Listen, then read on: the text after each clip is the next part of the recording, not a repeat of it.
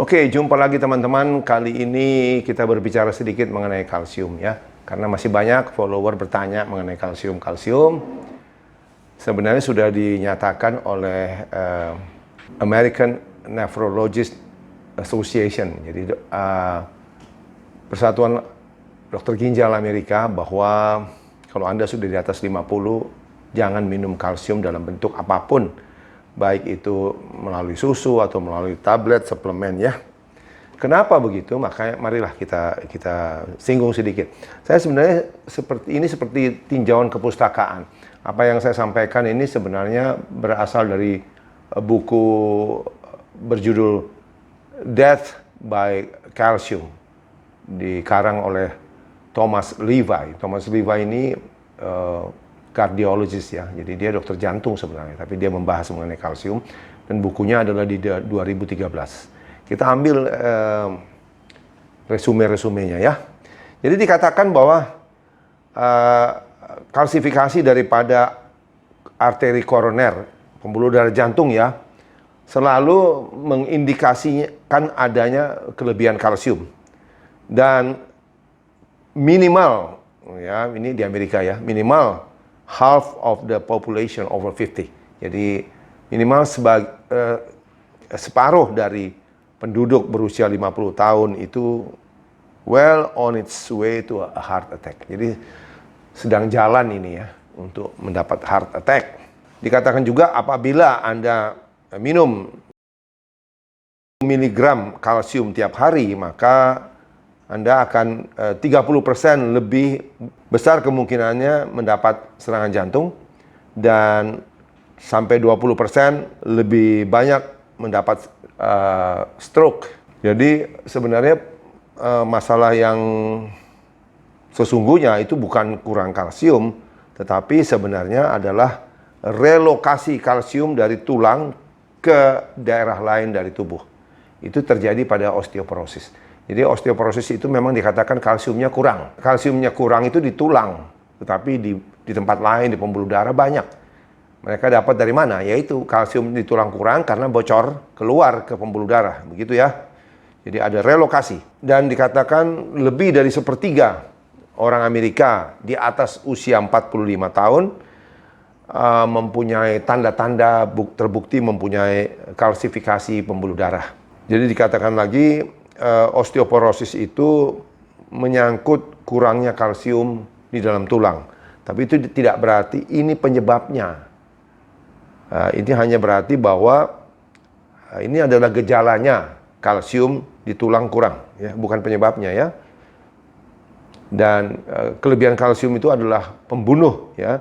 Dikatakan itu meningkatkan semua angka kematian sampai semua penyebab ya, sampai 250%. Jadi sebenarnya yang perlu disadari bahwa ironisnya ya, chronic loss of calcium, jadi kehilangan kalsium yang terus terjadi, yang terjadi pada tulang-tulang osteoporotik ya, hal inilah yang menyebabkan terjadinya kalsium di seluruh badan di mana-mana. Jadi keluar dari tulang, ke pembuluh darah, ke ginjal dan sebagainya. Lepasnya kalsium dari tulang ini bukan saja menyebabkan mempercepat terjadinya penyakit jantung, tapi segala macam penyakit sebenarnya ya.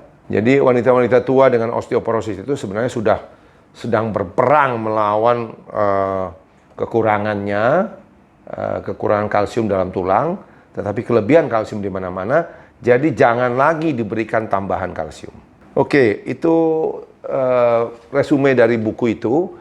Jadi saya cuma mau menjelaskan bahwa sekali lagi kenapa terjadi tulang keropos itu karena kalsiumnya bocor. Anggap saja tulangnya itu lubang-lubang sehingga kalsium itu keluar dari tulang. Keluar dari tulang masuk ke soft tissue, jaringan-jaringan tubuh, bisa di persendian, ya, pengapuran, bisa di ginjal jadi batu ginjal, bisa di pembuluh darah menjadi plak ya, terutama pembuluh darah jantung yang sangat berbahaya. Itu sebabnya kalau ada pertanyaan apakah saya tidak perlu minum kalsium, tidak boleh sebenarnya. Kalsium hanya saya anjurkan pada anak-anak yang sedang bertumbuh. Pada dewasa tidak perlu, dengan catatan. Dengan catatan ya, ingat saya tidak berkata bahwa manusia tidak perlu kalsium. Kalsium perlu sekali untuk fungsi sel otot, sel jantung. Tetapi kita sudah punya kelebihan. Oleh karena itu hati-hati sekali dengan ekstra kalsium, ya. Dan yang paling penting adalah Anda harus tingkatkan vitamin D Anda. Kenapa? Karena vitamin D kalau sudah optimal, dia akan meningkatkan penyerapan kalsium dari usus kita. Sangat meningkat. Ya tentu tiap orang berbeda, bahkan sampai 20 kali lipat. Jadi kita ini kelebihan, udah kebanjiran kalsium ya. Dan kalau jumlahnya tidak banyak, vitamin D sendiri bisa menyerap kalsium dari usus, kemudian membawanya ke tempat yang sesungguhnya. Di mana itu? Di tulang dan gigi. Ya, supaya dia tidak berenang-renang di pembuluh darah yang mengakibatkan penyumbatan, pembentukan plak dan sebagainya. Tetapi kalau kalsium ini berlebihan, vitamin D nggak kuat. Angkat tangan dia. Makanya dia perlu bantuan dari vitamin K2. Ya, itulah, vitamin K2 ini membersihkan.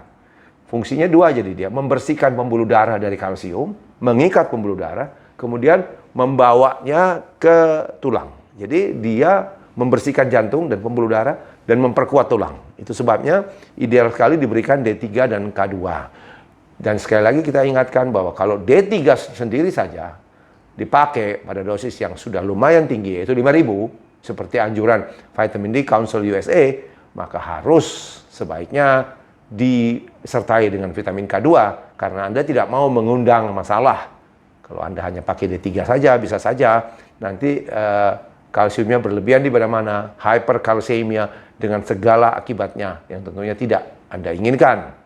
Jadi sekali lagi hati-hati dengan kalsium, tidak perlu lagi suplemen kalsium pada dewasa, tidak perlu. Apalagi pada yang sudah lanjut usia, di mana sudah banyak kebocoran kalsium dari tulang. Dan kapan kita mulai berhati-hati? Karena pada masa premenopause itu juga sebenarnya sudah terjadi, yaitu umur wanita umur 40-an, 45. Makanya langkah yang terbaik adalah tingkatkan vitamin D Anda. Karena vitamin D itulah yang membentuk matriks tulang. Vitamin D itulah yang membentuk merangsang osteoblast, sel pembentuk tulang baru. Ya, kalau Anda berikan kalsium saja, itu cuma ada di pembuluh darah. Dia nggak masuk ke tulang. Akhirnya bukan menyembuhkan, malah membuat masalah baru. Demikian penjelasan saya, semua makin jelas dan ada manfaatnya. Terima kasih.